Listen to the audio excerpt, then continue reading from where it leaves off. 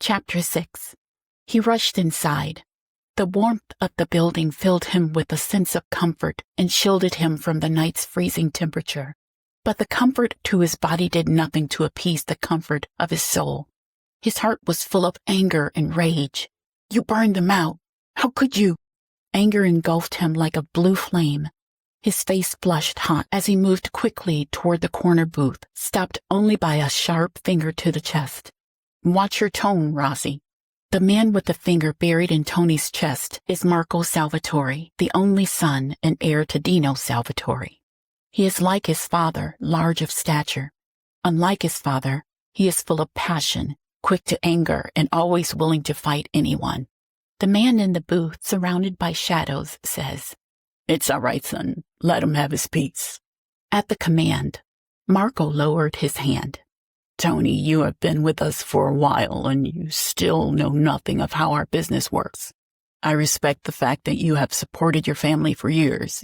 You work hard, but more importantly, you're honest and yet so naive. You didn't have to burn down their restaurant. That's all they had." The big man leaned forward. The thick smoke rolled from his cigar. "If you let one person pass, then everyone will wrongly believe that they too can miss their payment." When the chimes of the restaurant went off, everyone turned to face the door. "We're closed," said Marco. "Yeah, well, I say you're open." In 1931, both Nitti and his boss Al Capone were convicted of tax evasion and sent to prison. However, Nitti received an 18-month sentence served at the United States Penitentiary, Leavenworth, while Capone was sent away for 11 years. When Nitti was released on March 25, 1932, he took his place as the new boss of the Capone gang. However, some claim that Nitti is a mere front boss, while Paul the waiter Rica is the actual boss of the Chicago outfit.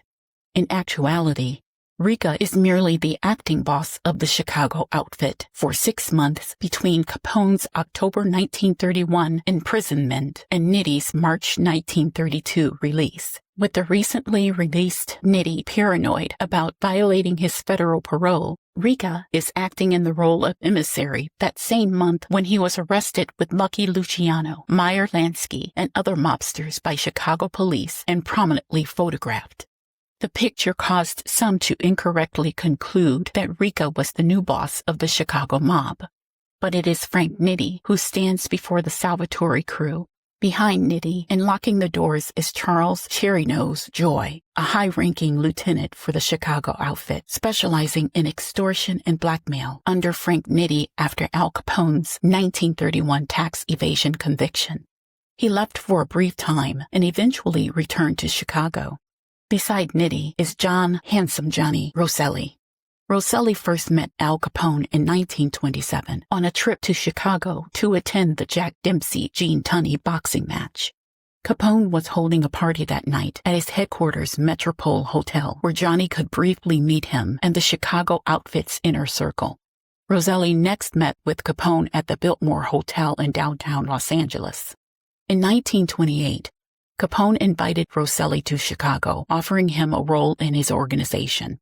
Rosselli was tasked with working with the Los Angeles crime family to watch Capone's investments and facilitate cooperation between the LA and Chicago organizations. The LA branch of the Mafia was at the time under the leadership of Joseph Ardizzoni, and Rosselli worked closely with Ardizzoni's underboss, Jack Dragna. Now serving in a similar ability to Nitti, he looks the room over. All of Salvatore's men, including Tony, instinctively place their hands inside their jackets. "Take it easy, boys," says Nitti as he throws 2 palms in front of him. "We don't want no trouble. We just want to chat." Boss Salvatore, looking around the room, says, "Okay, boys, calm down. What is it, Nitti?" "Look," Nitti begins, "I'm running things since the boss is in the slammer. And well, it appears one of your men burned one of our properties tonight. That's insane. We don't go near your turf," says Marco, unamused and a little perturbed. Nitti steps closer to Marco. All the while, a grin stretches across his face. "Chicago is our turf." "Yeah, who says? Capone's in the slammer. The outfit is—" "That's enough, Marco." Marco turns to face his father. His face flushed red and hot with anger. Marco says, "We can't let them." "Mr. Nitti," began Salvatore. Now standing, he moves to the front of his booth. "I would like to offer my apologies. It seems there was a misunderstanding." Tony received a glance from Dino, but the boss continued, "I assure you these things won't happen again." "Oh, that I'm sure of. Now if you will turn over the firebug, we can leave. As I said, I apologize for the misunderstanding. Yeah, I heard you, but someone has to pay. I mean, we offer protection for a reason. Then allow me to pay to have the restaurant rebuilt." Nitti looks to Rosselli, who nods his approval. Nitti, turning back to Salvatore, says, "All right, I want construction to begin tomorrow." "Fair enough. I will call a crew in."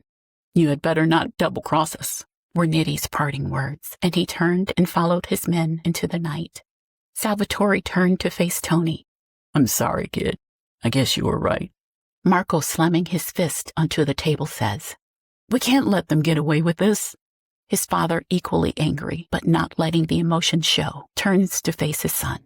"What would you have me do? Go to war? Capone has an army." He removes a handkerchief from his breast pocket, wipes perspiration from his forehead, and adds, "Call Billy tomorrow. Have him go look at the site and give us a quote." Then turning back to Tony, he says, "Again, I'm sorry, kid. I should have paid more attention. Now go home and stay away for a few days. I'll call you." "Yes, sure, Mr. Salvatore." The looks Tony was receiving were ignored as Tony turned and left the room. Dino felt his son's hand on his arm. He turned. "Pop, we can't do this. We can't turn tail and—" Dino narrowed his eyes at Marco and without reservation said, "Why can't you be more like Tony? He has a brain and a heart. You have anger. Just get it done. I want that building rebuilt." Marco stared for a moment, but said nothing more.